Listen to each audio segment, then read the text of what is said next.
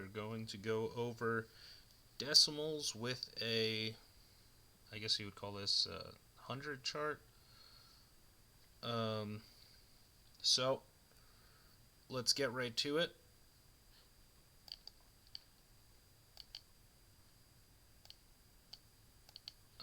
So basically we have 4/10 here. And I know that it is 4/10 because I can just go here and draw this. So this 0 is in the ones column. Okay, the 1 is in the tenths. Let's just, okay, so 1 to the right of the decimal is 10 tenths. 2 to the right is hundredths. Okay.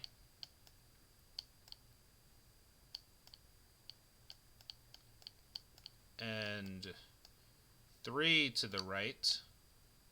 So the 1 is in the tenths, the 2 is in the hundreds, the 3 is in the thousands.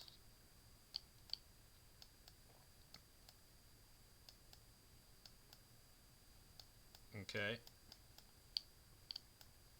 And this number right here would be called 123 thousandths, which would then be equal to the fraction of the same name, 123 thousandths, and it would just be 123 over 1,000.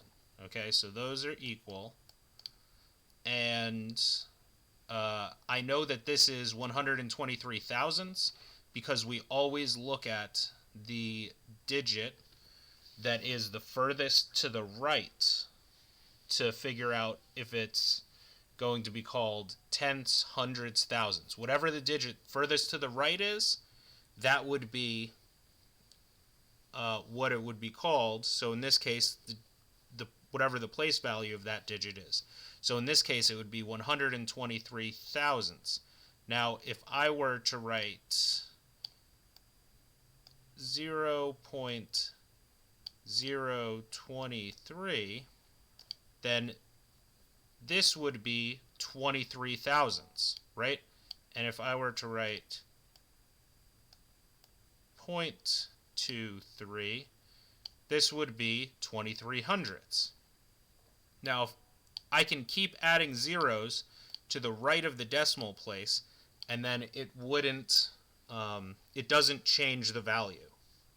Okay, so this would be technically 2300 ten thousandths if we were to go to the fourth place, or if we were to take away that last zero, it would be 230 thousandths, which would be equal to 23 hundredths. Okay, those are all equal. Doesn't matter, I could add a million zeros on the end here. So that is just a basic overview of decimals. And now let's just click through and go through this. It says color 4/10ths of the image. So I know that there's 100 here. So 4/10ths, if I were to, I know that there's 100. So 4/10ths, if I were to just add a 0, that would turn it into 40 hundredths. So I need to color 40 of these. So I'm just going to color, okay, I'm going to color 4 columns. And I apologize if I'm not exact, but I just colored 4 columns. Now I could just color 4 rows, right? And it doesn't matter if I'm coloring top or bottom. That is still, as long as I color 4 rows or columns, that would still be 4/10ths or 0.4. Now, technically, I could color something like this. I could color these 9, and then one here. That would be 10, right? And then I could color 30 down here, and that would still be 0.4, right? Because all we have to do is just color 40 of these, because this is 4/10, which equals 4/100. Now here we have 4/100. And I know it's 4/100 because the number furthest to the right is in the hundredths place. So it is 4/100, and here all I would have to do is just color 4. And as I said, it doesn't matter what 4 you color, right? So it doesn't matter what 4 you color. Now for this one, 44/100, it would be, okay, so I would just color right here, that's 40, and then I could color any other 4. Okay, so that is what I would color. Here, this 4 could be anywhere else. It doesn't matter where this 4 is. It doesn't matter. As long as I color just 44 of these on the hundredths, then that's it.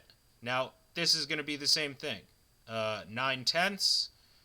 So I know that 9/10,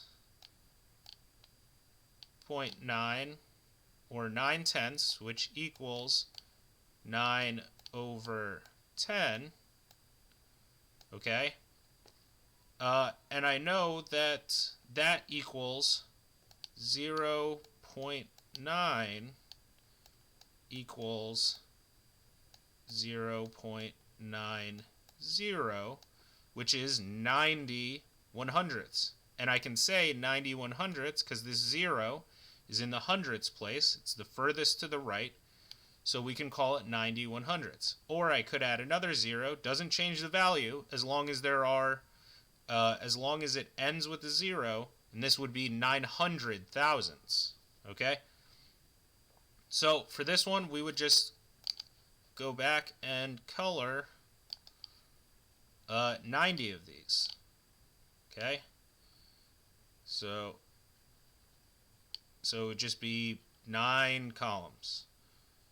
Imagine that is perfectly colored in, and imagine this last column is blank. 99 hundredths, we would just be coloring in everything, okay, that is everything except 1, okay? So imagine this is all colored in perfectly except this 1 in the corner. And then 9 hundredths, we would just color in 9. All right. Now, just for to do least to greatest, the best way to compare fractions, what I like to do is line them up. So line them up by the decimal place. And then, do you see how this has 2 after the decimal and this only has 1?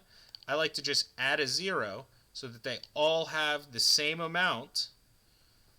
So that they all have the same amount after the decimal, right? The same amount of place values. So now we're comparing 4 hundredths or 40 hundredths. Obviously, 40 is bigger than 4. So we have this. And as I said, over here, if we add a 0 to this one, it's exactly the same, right? So 40 hundredths equals 4/10. So these are the same, and this is exactly the same as this one. So obviously, 4/10 is greater than 4 hundredths. Yeah, so I think that kind of explains this a bit.